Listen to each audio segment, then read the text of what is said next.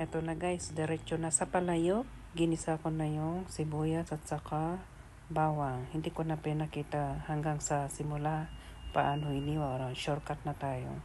Sunod natin yung hiniwa natin maliliit na karne ng baka. Yan po yung karne ng baka. Igisa natin mabuti hanggang siya ay mag-brown.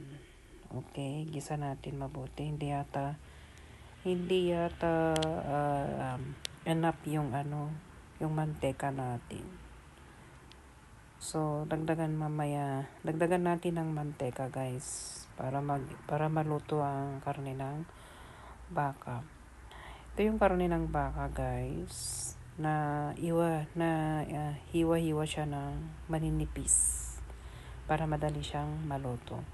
Tapos mamaya guys, makikita nyo, lalagyan natin ng mixed vegetable. Mixed beans ba yun? Basta na mixed vegetable na lang tawag ko doon kasi hindi ko talaga alam yung eksakto. Binaghalo-halong mais, may beans saka carrots doon. Parang tatlo lang siya. Yung mais at saka beans at saka carrot. Ayan. Ito ngayon, malapit na siya mag-brown. Guys. Lagyan na natin ng pamienta at asin para malasa ang ating niluluto. After na nalagyan na guys, pakunti-kunti guys para hindi siya maalat kasi hindi maganda pag sobrang alat. Tapos pag matabang, pwede pa natin dagdagan ng asin. Alright, hindi pa bigla-bigla. Tapos lagyan din natin ng pampalasa. Pampalasa guys yung chicken cubes, yung ginagamit ko dito.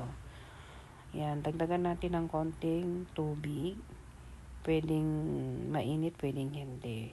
Pero prepare ko yung mainit.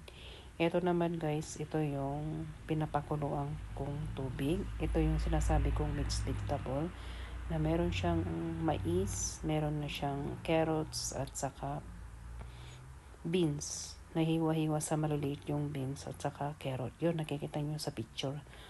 Yan po, picture talaga. Sa plastic. Alright, so i-boil natin ng konti. Pag boil na guys, saka na natin ilagay. Tapos kalimutan ko pala, luya. Kasi maganda pag may luya guys. Lagyan natin ng luya. Maganda ang luya guys. Good benefits din. So after nailagay natin yung luya, pakakuluin natin ng mabuti para maluto yung mga